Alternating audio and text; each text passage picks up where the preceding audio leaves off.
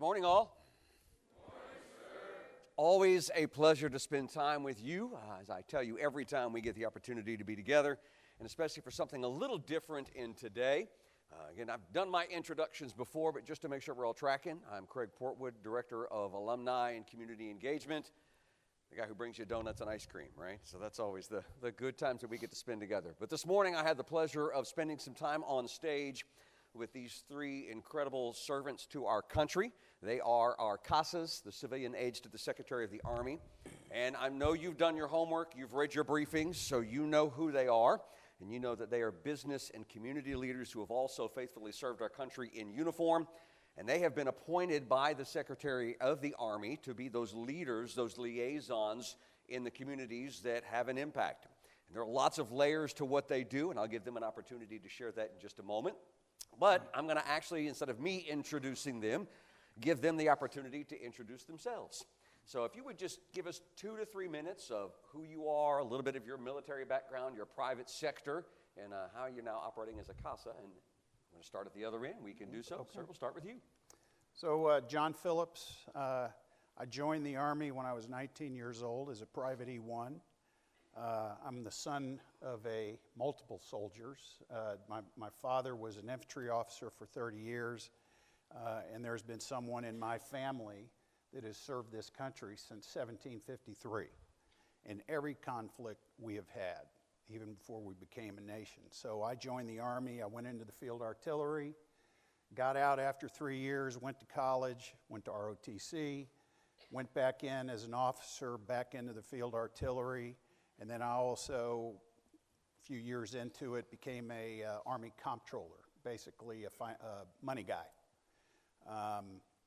Retired after 20 years, literally left the Army on a Friday and went to work on a Monday at the Coca-Cola Company and worked there for 18 years as a finance director and have retired from there. What I do now is really one thing, veterans. I help veterans with the constant battles with the VA, and I do the civilian aid work in interacting with active Army, National Guard, and reserves and things like that. And I love coming up to your college. I love this place. Excellent. Sure. I'm Pete Hoffman. I am the civilian aide for the coastal Georgia region. I'm a Georgia native. I live in Savannah now. I'm a product of ROTC. I went to junior ROTC in high school and ROTC in college. I attended North Georgia College, now the University of North Georgia, and upon graduation was commissioned as an artillery officer, and I served 30 years I love the artillery too. I served 30 years in the active duty Army, most of that as an artilleryman, but I was also a foreign area officer. I went and worked at embassies, places like Russia and Bulgaria and Abuja, Nigeria, as a defense attaché. In the active Army, I served tours in the 3rd Infantry Division and the 82nd Airborne Division. Getting paid to jump out of an airplane is probably I would have done it for free, but they paid me for it. After getting out 30 years, I went to work in higher education, and until just recently, I was the vice president of a college down in Savannah, Georgia.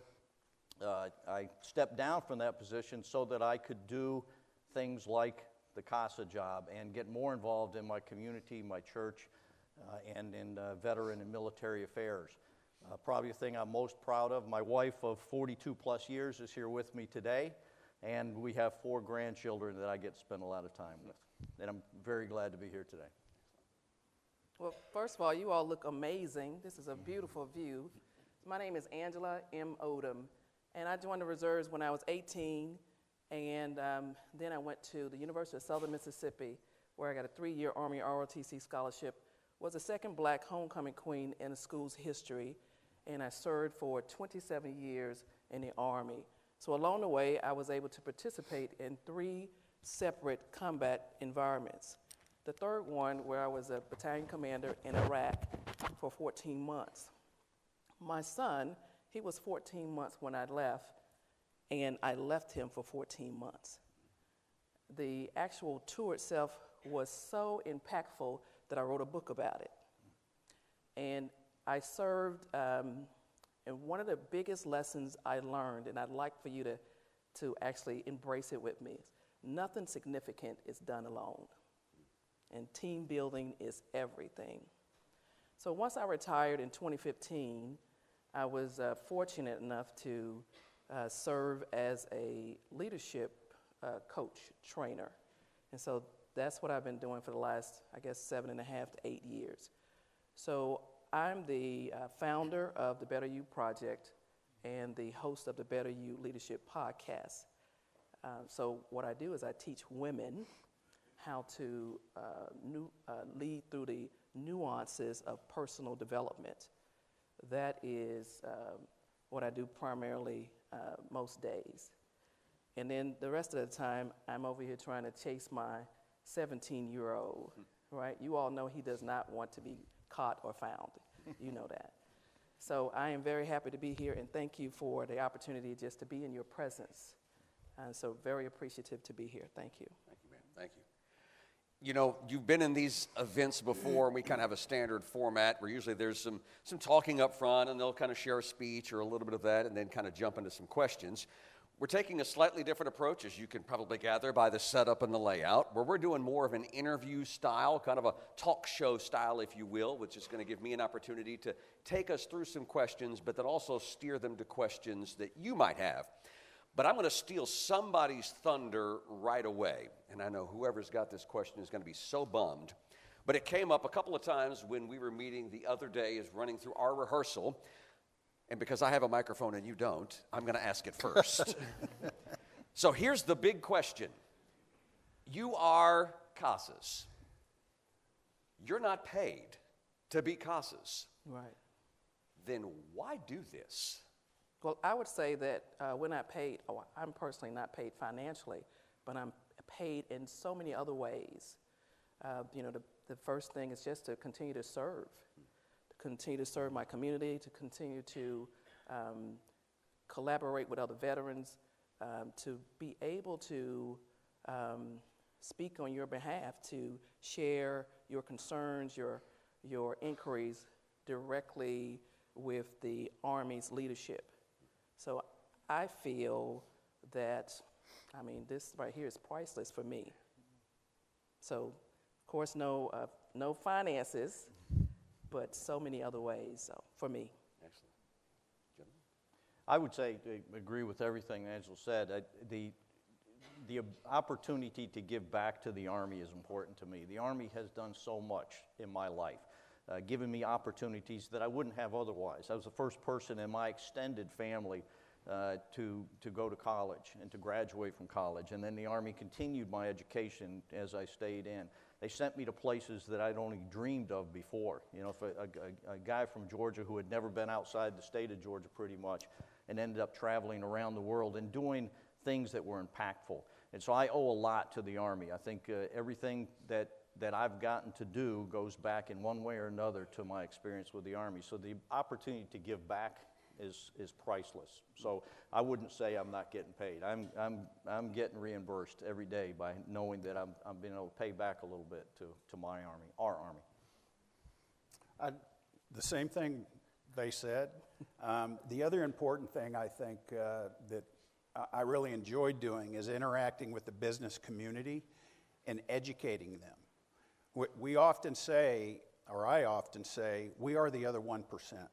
You've heard the old 1% thing, right? The big rich folks and all that. Well, we're the other 1% that actually raised our right hand and took an oath. It's that other 99% that I focus on to help educate them on our Army, who we are, what we do, where we are, and why it's important for them to care and to hopefully turn them into influencers to get other young men and women to consider joining our military. Because we have an issue now. We have a national crisis, and young folks joining the military, all the services. So whatever I can do in this role to help those understand the military in general, then I think that's a good thing, and it kind of opens their eyes a little bit.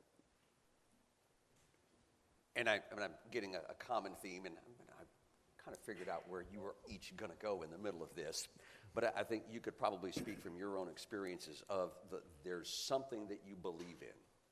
And when you believe in that something, then the tangible benefits that come from that don't always fill your pocket. But there are certainly greater rewards in that. And I share that as a leadership lesson for each of you. When you find something that you are passionate about, when you find something that is of great benefit, and I think we could probably spend another hour and a half each talking about how the Army has directly benefited you and what it has brought to you in your own life to put you in this position, then it's not necessarily a demand of reciprocity, but it certainly is something where you want to be one who helps carry it on to that next layer. We talk here at Georgia Military College about a legacy of leadership. And we strongly believe that's who we are. That's what the military has been since its inception. And to see that carried on, continued on, certainly has greater benefits than, again, those that just fill your wallet. Absolutely. Well, now that I stole the big question that some of you probably already had, you're scrambling to write other ones. So we're going to give you a chance to ask some questions. We'll kind of go back and forth. You know the format in this, so if you have a question and you raise your hand to do so, please wait for the microphone to come to you, and then you can stand, clearly enunciate your name, what type of cadet that you are, where you're from, and then share your question. Once you've asked it, you don't have to stand while they answer. You can go ahead and just sit back down, but they give them an opportunity to answer that. You can direct it to the panel as a whole if you would like, or you can direct it to an individual. So if anybody's got a question, we'll go ahead and give you that opportunity. See one right back here. Cadet Zachary O'Donnell. You're on. Okay. Naval Academy Self-Prep from Roswell, Georgia. I actually have two questions for the panel. I want to ask if you guys could provide a little bit more insight into how CASAs are selected. Are you guys political appointees, or is there some sort of merit to how CASAs are selected? And I also do want to ask, what accomplishment as a CASA or in your prior Army career are you guys most proud of? You're the senior constable. Well, the selection process has changed over time. I learned about CASAs when I was a major in 1st Army Headquarters as the CG's aide. And I had these packets kept coming across my desk for nominations for CASAs because it had been delegated from the FORSCOM commander down to the 2 Army commanders. And I was like, what is all this about? I didn't understand, because I'd never heard of them. And I'd been in the Army 15 years at that point. And the selection process has changed. I'll be honest with you. You put all this paperwork and recommendations and everything together, and it goes up to Washington, D.C., to the Pentagon, and how they go about doing it, I don't have a clue. And they wouldn't, and I ask, and they wouldn't tell me. So unless you all know, I don't know what the process is. Well, I was probably an anomaly, but based on the 2 people on either side of me, I think it's a pretty good selection process. They must pick the best, but I have no idea. I know that I was nominated by people in the community to go up, the division commanders and TAG, and then it went up, and what happened up in D.C. was invisible to me. So I don't, just as these gentlemen said, we really don't know what happens inside of the Pentagon. But for me, I was approached. So actually a friend of mine reached out to me and said, you know, we've got this, there's an opening for the civilian aide to the Secretary of the Army for Georgia North. And I was like, what does that even mean? And I was urged, nudged, voluntold to put, I was given a list of, like a checklist of things that I would need to compile and a timeline to get it done, right? And so I did those things, you know, put the packet together, and I was told that I needed to get recommendations from people in the community and some people in the military. And so that's what I did, and put the packet together, you know, followed instructions, basic instructions, met the timeline, and then my understanding was that throughout the, within the Pentagon or wherever, I don't know if it's only the people in the Pentagon, but I know that their individuals would actually review the packet, and then they would rate the number of packets that they would prioritize them, just like you all's OML. And so, and for the positions, there were, several packets of amazing, folks. And then my understanding is once those packets are, the OML, all these people have gone through them, then they go back through and they go to the Secretary of the Army, her team, and then my understanding is that she actually made the selection herself. And so, and then of course, we get the notification to start the process of preparing for this non-financially paid position, right? 1 year at a time, up to 10 years. So I hope that answers that first part of your question. And if you don't mind, I'm going to interject just a hair on that before we get to the second part. I think you raised a great point about a friend, a colleague who nudged you towards this. Mm-hmm. And I think it speaks to a fabulous lesson for leaders. Leaders don't just look to elevate themselves. Leaders look to elevate the leaders around them. That is an effective leader that always, and you may have heard this expression, of course, we're Army, not Navy, right? Except for the Navy cadets here.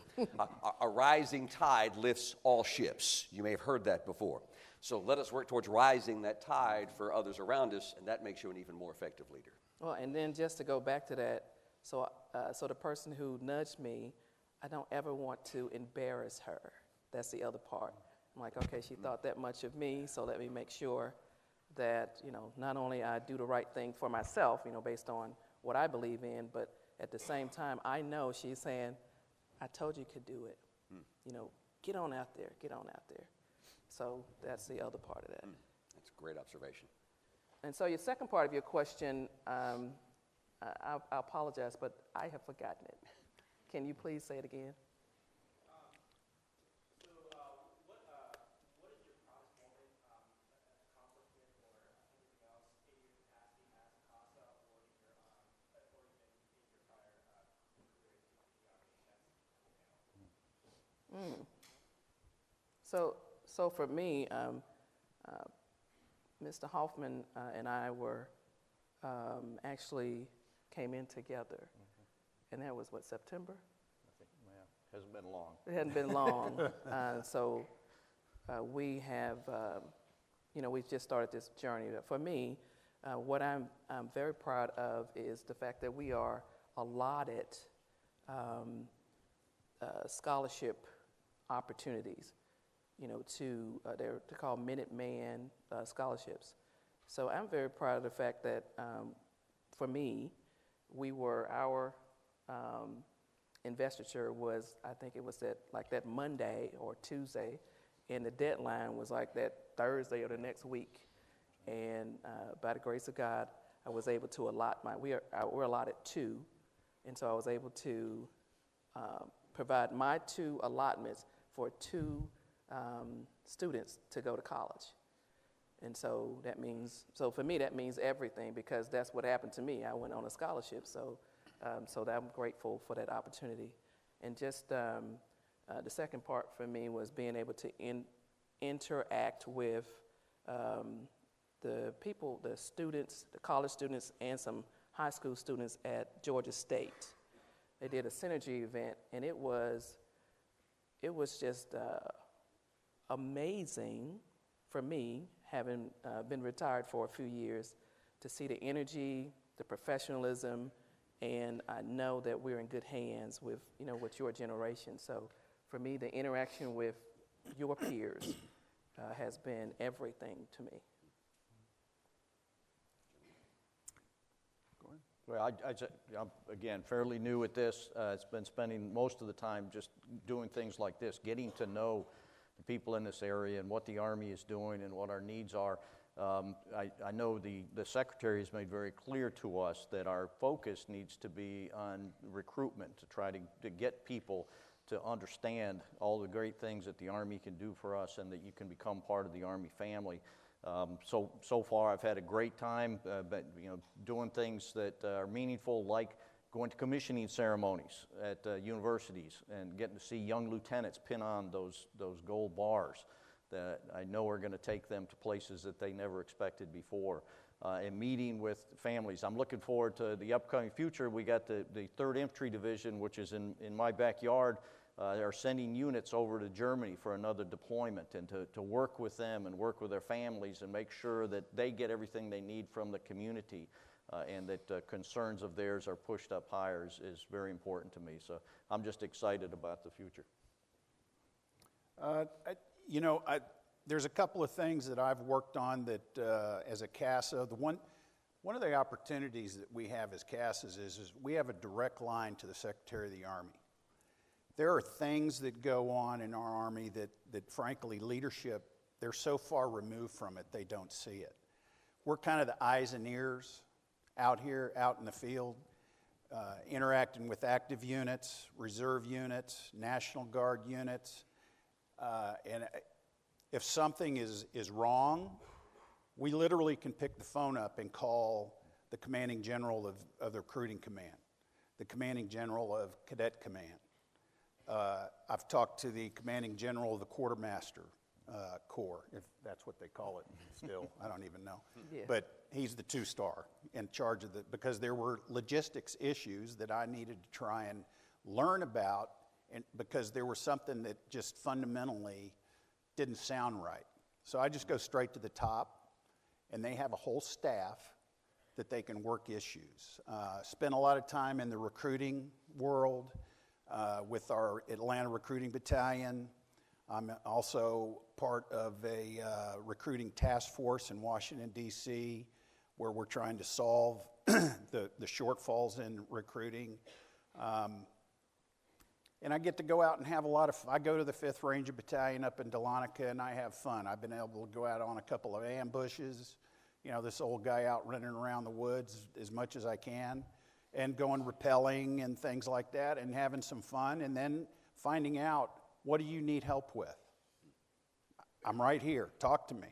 And I think that's one of the important things that we can do is if we see something that's not right, we can go straight to the source and try and fix it. Because at the end of the day, those fixes help soldiers. And soldiers are the ones that are going to get things done. And you got to take care of your soldiers. And I guess to add on just for a second, one of the things that surprised me, I've only been in for a short time, is when you make that call, they answer. Oh, yeah. When you call somebody at a very high level that just a few months ago would have passed me down to some staff person, that you really do get the access that you need. So we really can make an influence. Another question. Right here in the middle. Oh, no, got a microphone at the back. Sorry, we'll come back to you. All right. Good morning, ma'am. Good morning, gentlemen. My name is Adriana Lopez, and I'm a United States Naval Academy scholar from Middle Tennessee. And I was just wondering, you guys went through the enlisted rank serving in the Army and also the officer, and then transitioning out and being in the civilian world and now being a CASA. I was wondering how your definition of success has changed throughout those different parts of your life, and if there's been an overall arcing goal that has never changed. She said how the definition of success has changed, and the last part of that? And what was the last piece? The last part was if you had an overarching goal that never changed the entire time. That's some overarching goal that never changed, regardless of the roles that you might have filled. Gotta think about that one. I would tell you right now, the day I got commissioned, I didn't have an overarching goal. I was sort of like Forrest Gump in the feather floating around, and I learned as I went along. I think I developed some very good goals, and the Army's good about that, setting you on the right path and setting you on goals. But the one thing that I gained pretty early on is that your goal has to be to do the best you can in the position you're in. There were many times I ended up in a position that I really didn't want to be in, that I never thought I would be in. I remember my first time showing up in the 82nd Airborne Division, and I went in and I was ready to do something great, and the battalion commander said, "You're going to be the battalion S4, you're the logistics officer, go down to the motor pool." Oh, God. That's not what I wanted to do. Of course, it wasn't a two-way discussion. Right. But what I learned very quickly, it was a great job. It was a wonderful way to learn the battalion and learn what was going on in the unit. And all I had to do is do a great job there, and I would get the next job that I wanted. And everywhere I went, I just had to focus on being the best at that position I am. Instead of focusing on being the king of the world, you just got to do the best at what you're doing. So you guys remember what I told you at the dining in? No. You're not dating. No. When you put those bars on your shoulders, you're not dating anymore. You're committed. And you need to be the best that you possibly can be. And do those things that you have got to do in order to get to the next level. The one great thing about our Army is there is a path. There are guardrails. You will learn very quickly the jobs you need to have to succeed. The Army will take care of you in sending you to the schools that you need to go to. There's multiple ones out there that you can volunteer and go to. But they're really good about sending you to school and training you. The flip side of that in the corporate world doesn't exist. There's no such thing as leadership training in the corporate world. It really doesn't exist. They don't unplug you for a year to send you to school, Commander General Staff College, something like that. They don't do that. They will send you, they sent me to go to grad school for 14 months and paid for the whole thing. But it's very competitive. So you just got to set, your goals will evolve over time as you mature as a young officer and you kind of learn the ropes of what's going on. What I would advise you to do is make sure you start to grow your own personal and professional network inside the military, because that is going to help you along your journey. And guess what? You're going to run into those folks over and over and over again. The Army is big, but it's actually a very small family. So for me, I had to reflect on the reason I was joining the Army. So the reason I joined the Army was to pay for college, right? So that's why I went in. And the reason I stayed was because it made my mom proud, right? And then the reason I left was because my son was 10 and it was time for me to focus on him. And so while I was in the Army, I was able to look to my left and to my right and seek out some mentors to look at what leadership looked like when it was bad and what it looked like when it was good, as far as the impact on other people and the impact on the results. And to get an understanding of what my boss expected me to do as opposed to what I wanted to do. And then I had people in my life who would tell me what my next step would be. And I was like, I'm not doing that. I don't want to go there. And they're like, yeah, okay, sure. Go ahead and do it, right? And so one of the, as far as what success looked like to me was being open to opportunities, right? Being open to opportunities and then being willing to be a very good team player and to have boundaries along the way. Boundaries along the way is very important. But so for what success was for me while I was in, quite frankly, it's as simple as possible. It was just my mama was proud of me. And that was what was validating me. So I just ran as hard as I could because I knew that's what was going to make her happy. And so there's no trick answers in that. That's just for me. I don't know if any. I'm a mama's girl, like, period. I don't know about y'all. So that's the bottom line. And then of course when I retired, she actually passed away. So there was no reason for me to stay in beyond that. I mean, I was a colonel at that point anyway, right? And so how much is enough? And so I had the opportunity to serve with so many phenomenal individuals, people I would have never met or interacted with. I mean, I grew up in Jackson, Mississippi, where the people on my block, actually my peers, we still know one another. My high school classmates, we still get together, do reunions. But beyond it, I mean, I was pretty happy doing that. So I would have stayed there, not not seen, Iraq or Egypt or Kuwait or Qatar, right? Would have never been to Alaska. And so success for me was just enjoying the moment I was in, being present with the people I was serving with. And at the same time, my mama could brag to her church group. And so that was for me.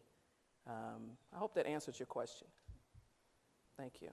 And I appreciate you sharing that, because it sounds like you had a very clear why Yes. you were doing things. Yes. And I think probably all of us sitting up here with some experience and wisdom behind us can account to, when you understand your why, you can endure a lot of what's and how's, because your why is what keeps you moving forward. That's a great question.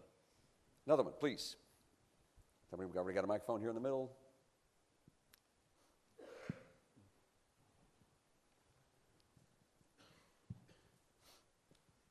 Well, I'm Cadet Jude Ginther, and I'm a Air Force Academy scholar from Tucson, Arizona.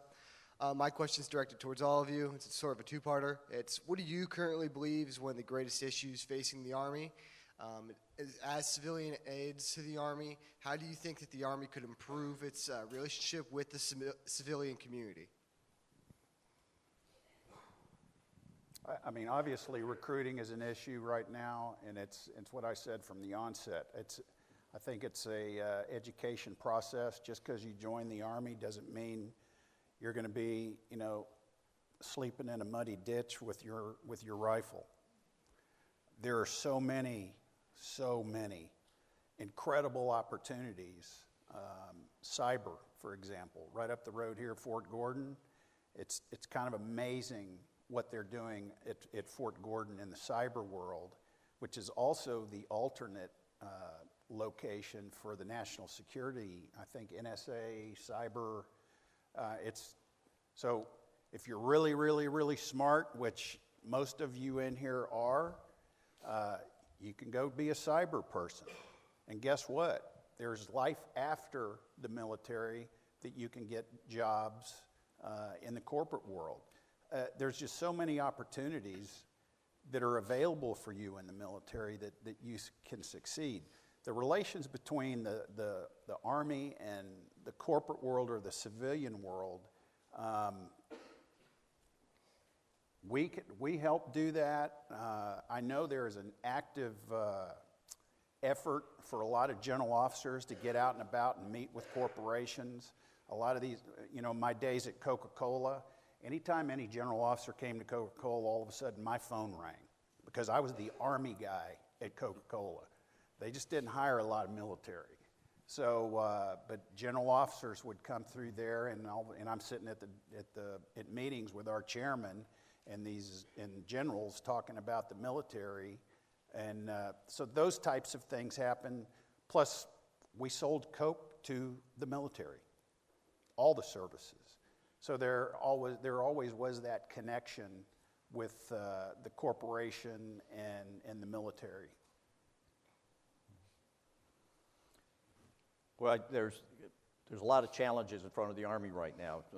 Obviously, recruiting is a big one of them. We've got issues with modernization, trying to modernize the Army and bring it up so that we can make sure that we can stand up against our adversaries at the same time that we're trying to take care of our people, and that's a balancing act, and I think the Army's doing a wonderful job in that. When you talk about our recruiting issues, it really is, I know it's an issue of getting the information out, because we know we've got a good product.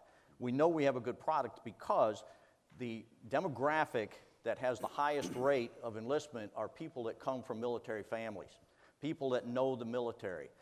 If the military was a bad product, that would be the worst, right? It's not. If military families are putting their sons and daughters into the Army at a much higher rate than the general population. That tells me that people just don't know about it, and we've got to get out.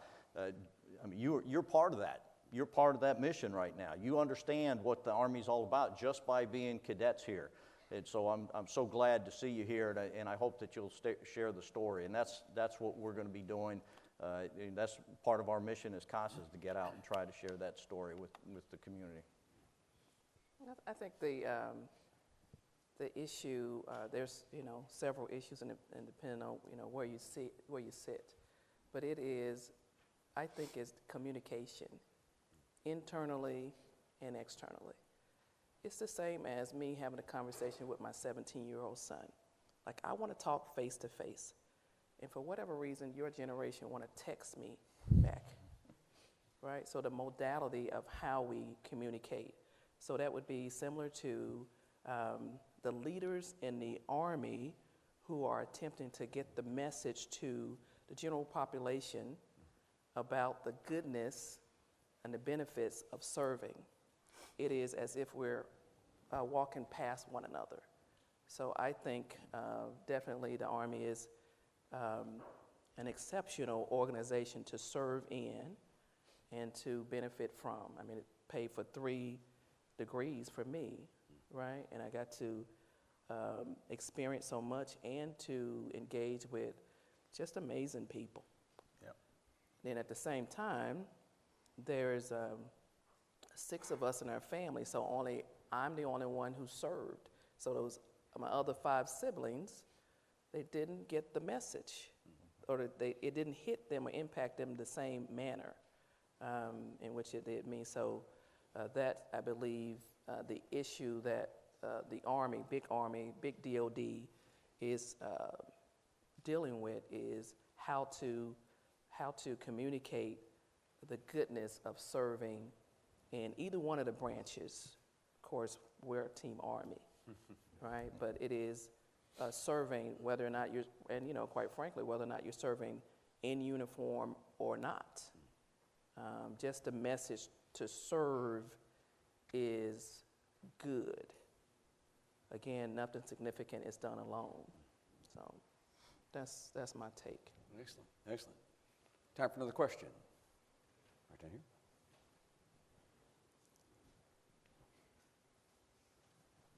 Good morning, gentlemen, ma'am. My name is Graham Copeland. I'm a Coast Guard Academy scholar from Mesa, Arizona, and I know probably none of you joined the Army with a specific goal of becoming a CASA, and in my experience, leadership goals and career goals are constantly evolving. My question for you is, as those leadership goals and those opportunities come at you and you're faced with a choice to go one way or another way, how do you assess which way to go and which doors to leave unopened? For me, the good news is there's no secrets in the Army. They list it all out as far as career progression. And within my particular branch, so I was AG, or Human Resources, and at one point I served as the branch chief for the assignments for lieutenant colonels and below, for the officer ranks for the branch. And one of the things I know and understand is everyone in the Army, of course, is evolving. You have that in your phone. You have the information. This is what you do to be promoted for A, B, and C. These are the things you need to do to be selected for, these positions or jobs, or if you want to work in this particular area. If you are married, do a military. These are the things you have to do for this. That's what I loved. It's like an open test. So the first thing is, for me, at each one of those gates that's necessary, I would ask questions and seeking counsel. And so the thing I would caveat is, this is not, asking every single person, hey, what do you think, what do you think, what do you think? It's just like you're the CEO of your own life. And so for me, I built my own board of directors for me, basically for people that I would seek counsel from. And it changed over time based on where they were or based on where I was. But I had people who had the time and who would willingly provide me the space to just brainstorm, right? And then they would trust it. And then I would, of course, just like you're watching what other people are doing, or you are able to see what they're doing. I was doing the same thing, like, oh, okay, wow, I like that. Or I would say, I do not like the way that person behaved, or was a bully, or simply was not prepared, or those things. So that's, for me, that's what I did. And I still do it, by the way. I still have trusted advisors or people who would they might just send a note, a text or a note that says, hey, I saw your comment the other day. Don't do that again. Like, period. And so you have to be willing to actually listen also. Yeah, I think your goals will change. The Army is a very structured organization, and there's a set pattern, but you'll have decision points along the way, and many of them will change your career completely. I mentioned I was an artillery officer, and I love the artillery. I was having a great time with the artillery, and at a certain point, you'll get to pick a secondary field, and I got selected to be a foreign area officer. Well, I really didn't know much about it, but I can remember when I got selected, the division commander at Fort Bragg at the time came to me and said, do you want me to make a call and get you out of that so you can just stay in the artillery? And that was a decision point. And I could have said, yeah, but I didn't. I said, well, sir, I'm going to try this. And matter of fact, he's an old general, and he shook his head and said, well, whatever people want to do, and walked away. But when I look back now, having said yes to that opportunity to be a foreign area officer allowed me to work in embassies in places like Russia and Ukraine and Kiev. It was Kiev at the time, by the way. It's Kyiv now. But those are opportunities that when I look back, I'm so glad that I got them. So you'll have decision points along the way, and they're tough. And there's really no right or wrong answer. Sometimes you just have to go with your gut. And once you make that decision, make it the best, and it'll be fine. Yeah, you got to be committed. So you meet these gates. I went through the same thing. You reach a certain time in your career, and I picked, going back to when I was in college, I majored in finance in college because I knew I wanted to make the Army my career, and I also knew there's life after, the old saying, there's life after 20. So I knew that's what I wanted to do. So when I reached my 8th year in the Army, you select your secondary. I don't know if they do it anymore, but so I was a comptroller, and then I would bounce between comptroller, artillery, comptroller, and then aide, but you reach these points, and it will change. It's like I said earlier, your career will evolve over time. Opportunities will present themselves. You will meet key leaders that all of a sudden they like you, and they'll drag you along with them. I've seen that happen. So you got to build your network, folks. It's very, very important, just like what Angela was talking about. Your own personal board of directors. I love that, by the way. That's great. But your own personal board of directors, trusted individuals that you can pick the phone up and you can call or sit down. Like I advise transitioning veterans. Take somebody to lunch. Take that person to lunch that you want to get to know. Because guess what? You got at least 30 minutes, maybe even an hour of dedicated time face-to-face with that individual where they can get to know you, you can get to know them, and you can let them know what do you want to do. Because if they've got the wherewithal to help you out, they'll probably give you a hand and help you out and give you some advice. Because trust me, you're going to need advice when you go into no matter what service you go into. Don't go in there thinking you know it all, because trust me, your first NCO is going to teach you that lesson really quick. So, meet those folks out there, and don't be afraid to ask questions to get advice on how to progress your career. I would just add one other thing, is the people that you are seeking counsel from, make sure that they're diverse. Not necessarily, just a white male, but I mean like whatever branch you might be, different branch. Whatever part of the country you're from, different part of the country. Diverse in their thought, diverse in their perspective. Someone may have served in, they might be prior service, so they have, different experience. They might have served in the Pentagon itself, and you've served in, division level, opportunities. So diverse, so that if you are only seeking counsel or talking to people who have done exactly what you've done, and they're from exactly the same place you're from, then you might as well just talk to yourself, right? So, and seek a different type of feedback. There's something to be said about diversity of leadership, diversity of thought. And just tagging off something that you mentioned earlier, you can learn from every leader. And sometimes it's what to do, and sometimes it's what not to do.